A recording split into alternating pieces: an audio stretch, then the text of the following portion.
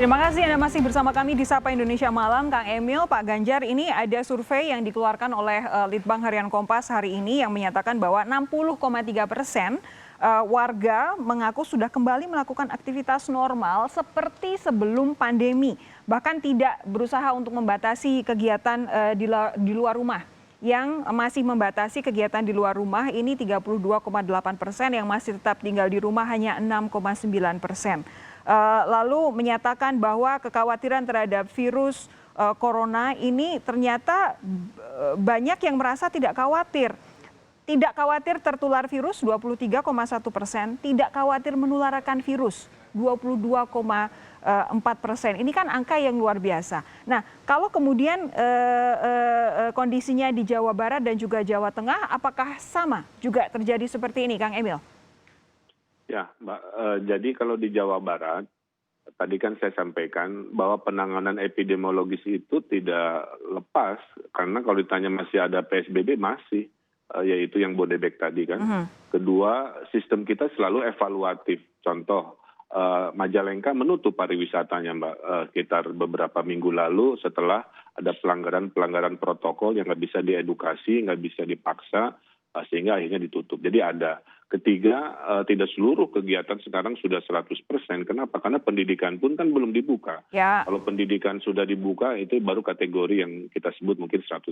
Jadi per hari ini Jawa Barat itu terjadi pembatasan, per hari ini terjadi evaluasi terhadap kebijakan, per hari ini tidak seluruhnya juga kegiatan dibuka. Nah, terkait survei Kompas tadi, saya menyadari bisa saja yang menjawab itu merasa tidak takut karena dia sudah melakukan protokol kesehatan sehingga dia tetap produktif kan.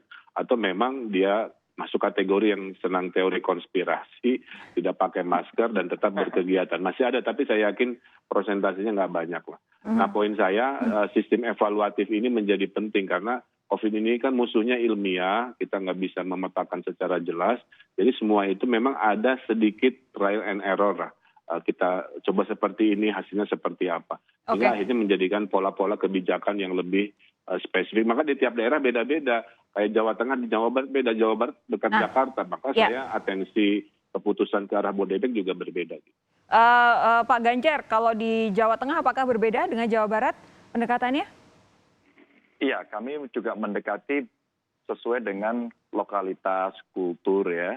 Karena begini Mbak, pada saat awal pandemi dulu, kami undang ahli matematika, psikolog begitu. Sudah kita hitung kok, kalau ini lama, tidak selesai-selesai, akan ada kejenuhan.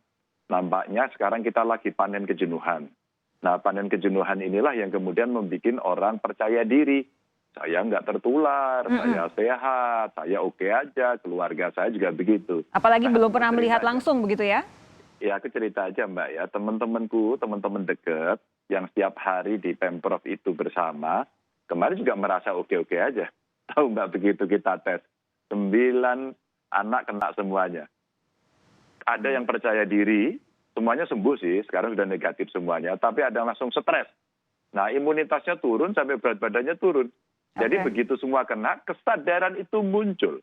Baru kemudian dia menjadi jurkam untuk kemudian bercerita. Jadi sebenarnya kita juga harus melakukan edukasi yang nggak pernah berhenti. Agak sedikit keras, tensinya kita tingkatkan, terus kemudian kita libatkan lebih banyak orang. Itu suka atau tidak suka. Pak Ganjar, harus kita lakukan ya. Saya ingin kembali lagi ke soal libur panjang akhir pekan. Ini kan pada akhirnya kemarin waktu tol menuju ke Jawa Barat dan Jawa Tengah itu padat. Itu kan isinya wisatawan dari wilayah, mohon maaf, Jabodetabek begitu. Nah, kalaupun nanti ada penambahan yang signifikan 2 pekan dari sekarang, ada kemungkinannya bahwa ini merupakan karena penularan orang-orang yang keluar dari wilayah hitam di DKI Jakarta begitu. Apa yang bisa Anda sampaikan? Iya, kalau kita melihat posisi kemarin, ada beberapa kota tiba-tiba ada lonjakan. Pak, waduh kemarin ramenya minta ampun. Apa artinya? Kita juga lengah. Kita juga nggak boleh begitu. Maka saya teleponin kawan-kawan, Bupati Wali Kota ada yang standby terus. Tapi ada yang kemudian tidak. Ada bahkan yang membuat event besar. Ketika saya kasih tahu, mereka bilang, loh tempat saya sudah menghijau. Dari kuning menuju putih sekarang sudah menghijau. kami tenang saja. Dan kemudian tesnya sangat rendah sekali. Maka yang seperti ini kan ada kengeyelan dari pemerintah. Kan bahaya ini. Nah, akhirnya kita edukasi, kita ajak bicara, karena ternyata ada yang ingin tetap membangun frame citranya bahwa di tempat saya sudah baik. Maka saya bilang sama teman-teman Bupati Wali Kota, nggak usah takut, pokoknya dites terus, masih, terus kemudian kita bantu dari provinsi, tapi jangan begitu. Kalau belum beres kemudian Anda sudah bicara membuat event-event besar, itu Anda akan menularkan dengan baik kepada masyarakat.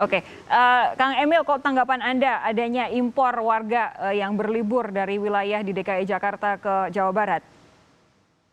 Itu tadi, karena lintas wilayahnya ini memang tidak bisa dihindari, maka pengetatan itu dilakukan di titik destinasinya, Mbak. Jadi ambil contoh, Mbak, di beberapa kabupaten itu sudah strict bahwa kapasitas hotel hanya 50%. Kamarnya itu dihitung 1-0, ada 1-0. Restoran-restoran. Nah, menurunkan kapasitas itu adalah salah satu cara kita untuk menekan terjadinya jarak yang terlalu dekat. Tapi kebijakan akhir pekan memang kami membutuhkan sebuah komitmen juga dari pemerintah Jakarta. Kalau tidak ada tindakan agak susah ya, karena memang mayoritas yang keluar saya lihat dari hasil survei juga letter B semua orang KTP Jakarta, memang banyak sekali ke Jawa Barat, khususnya di Bodebek sampai Bandung juga. Tapi intinya kita akan evaluasi, Mbak. Nanti hasil evaluasi itu menjadi pegangan bagaimana merespon hal yang sama di masa depan.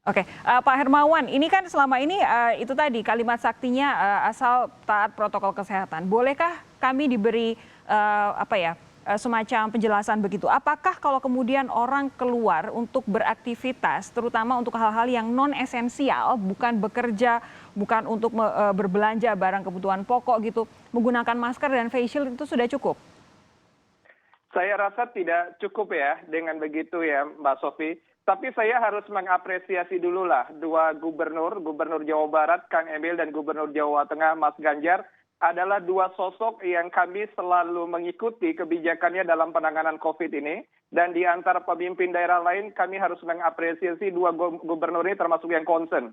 Bahkan Mas Ganjar tadi jujur mengakui adanya kengeyelan pemerintah dalam tanda kutip. Rupanya tidak sama komitmen antar pemerintah daerah, kabupaten, kota satu sama lain, tetapi juga ada yang ngeyel. Bahkan di tingkat provinsi juga banyak yang ngeyel. Nah, yang ingin kami sampaikan, penggunaan protokol kesehatan, menjaga jarak, menggunakan masker itu bukanlah segalanya dan bukan sesuatu yang bisa menghambat virus ini.